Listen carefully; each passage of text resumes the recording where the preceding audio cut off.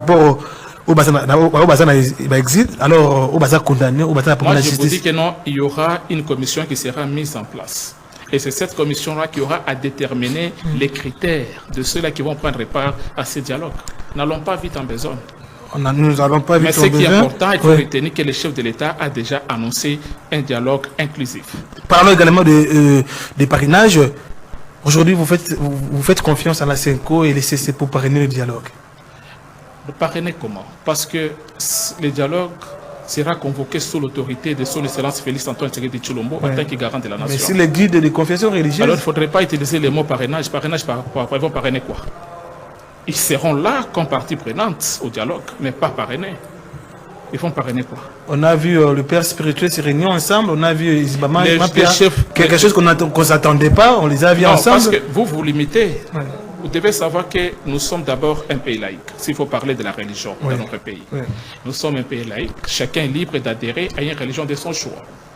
D'un côté, nous avons la CENCO, comme vous avez dit, ECC, et d'autre part, nous avons aussi des églises de réveil, comme Ejiba et Mapia. Ils sont en train d'abattre un travail de titans. Et ils font des prières pour le bien-être du peuple congolais. C'est un connaisseur au beau traité qui basa des mèches na opposition. Personne ne les avait traités. Là, on parle des communicateurs de l'Union sacrée. C'est les comportements. Parce que par rapport à l'acte opposé. C'est sur base de l'acte, on peut soupçonner, on peut se dire à un certain moment que non. Comment le président de la République se bat pour mettre fin à la barbarie de Paul Kagame et qu'il y a de ces Congolais-là qui courent derrière lui. Là, c'est inquiétant. Alors, aujourd'hui, sur ce point-là, on ne doit pas porter les gants. Qu'est-ce qui justifie alors la confiance actuellement? Qu'est-ce qui justifie la confiance également au bébé Ngaï Bango? Ce n'est pas d'abord un problème, c'est-à-dire, on peut dire les bénéfices des doutes, ou bien, c'est-à-dire, c'est juste confiance pour dire que non, le dialogue concerne tout le monde. Alors, il ne faudrait pas que le baquet, non, c'est la qui a été accusée hier d'être des mèches avec les Rwandais et qu'aujourd'hui, parce qu'on les approche à la table du dialogue et que c'est fini, ils vont se défaire quand ils vont prendre conscience. Le peuple n'a qu'à juger.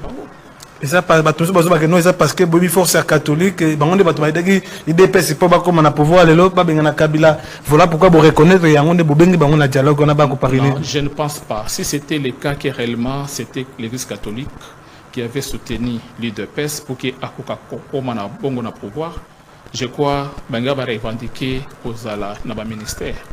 Mais ce qui n'est pas vrai. Et alors, il faut, je pense qu'à un certain moment, ça va faire la part des choses. L'église doit être au milieu du village. Président, comment expliquer au moment que nous avons un dialogue pour la unité nationale, cohésion nationale, du coup, nous avons une décision constitutionnelle par rapport à la loi référendaire, voter mais sous réserve. Est-ce que la décision à bon moment que nous avons une unité nationale, est-ce que ça dit un pas vers l'unité, vers la cohésion nationale, peut-être le chef d'État ça utiliser pour retarder le dialogue? Non, d'abord, il ne faudrait pas dire que le référendum a été voté sous réserve. Sous réserve comment? Ici, je salue d'ailleurs l'honorable Paul Gaspard Ngonankoy qui a pris l'initiative. Il y a pour cela de façon que les Congolais, aujourd'hui, dans le cadre qui permettre Bango de décider. Parce que nous sommes en train de débattre sur les changements de la Constitution. Or, quand nous entrons dans notre Constitution, l'article 5 donne les pouvoirs au souverain primaire. Et le souverain primaire, c'est qui? C'est le peuple congolais. Et pourquoi on va refuser les référendums? Pour moi, pour ce qui nous concerne, nous, en tant que mouvement pour le renouveau de la jeunesse congolaise, c'est ça même notre position au niveau de la PPC, à mot du projet de la patrie Congo, avec le président Sylvestre Daniel Simakambo. Nous sommes pour, d'abord, nous saluons cette initiative-là. Nous saluons cette loi.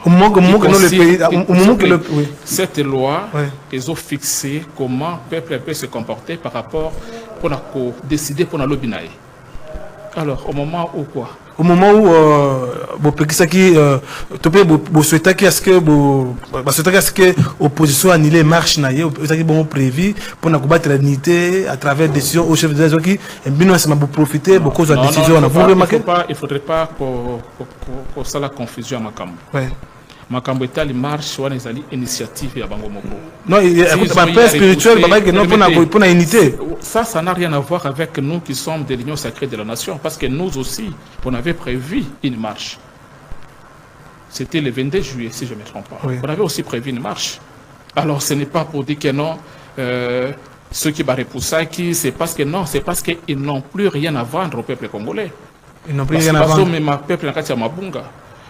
Nous avons, je crois, une fois, au niveau héralique, on a y abordé la question liée à Makambo Etali conscient. Je vous avais démontré noir sur blanc comment C64 les a le Kolkuta. C'est ce qu'on appelle de la démagogie, tromper le peuple congolais, parce qu'ils n'ont plus rien à vendre vis-à-vis de ce peuple-là. Alors, se cache derrière aux violations à la Constitution et tout ça, puisqu'il y a ces débats-là. Alors, laissons que le peuple puisse s'exprimer à travers les référendums. Et les référendums, comme vous venez de le dire, et il faut rectifier là-dessus, n'a pas été voté sous réserve. Oh, ça se dit souvent. La loi a été votée au niveau du Parlement. Oui. Que ce soit au niveau de l'Assemblée nationale, que ce soit au niveau du Sénat.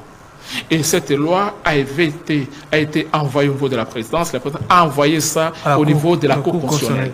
Et la Cour constitutionnelle s'est déjà prononcée là-dessus que la loi est conforme à la Constitution. Alors, nous attendons seulement sa promulgation. Pourquoi ça va faire peur?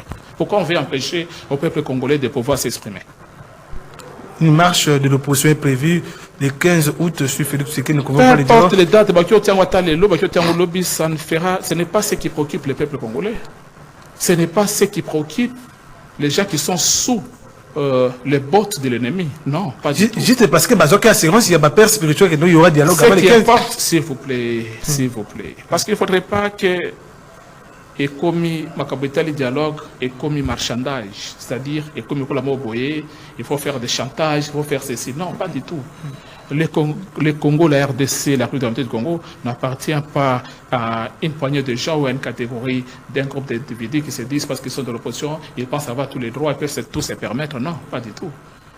Alors, il ne faudrait pas donner beaucoup plus d'importance, surtout pour des gens qui utilisent les mensonges pour embobiner le peuple. Juste que nous, ils ont crié à Félix Tshisekedi cette fois-ci, hein, parce que après avoir eu la décision, après spirituel, pour la marche déjà des 22, mais que nous, le coup, la chef de l'État de dialogue, toi, il est marche, toi, il a convoqué. Chose étonnante, tout le monde a sali Yangote, Yango va passer ultimatum jusqu'à les 15. Est-ce que le chef de l'État a quoi répondre? On doit forcer la main du chef de l'État. Le chef de l'État, il a son agenda. Là, vous allez il est le président de la République. Il est le garant de la nation. Là, il a reçu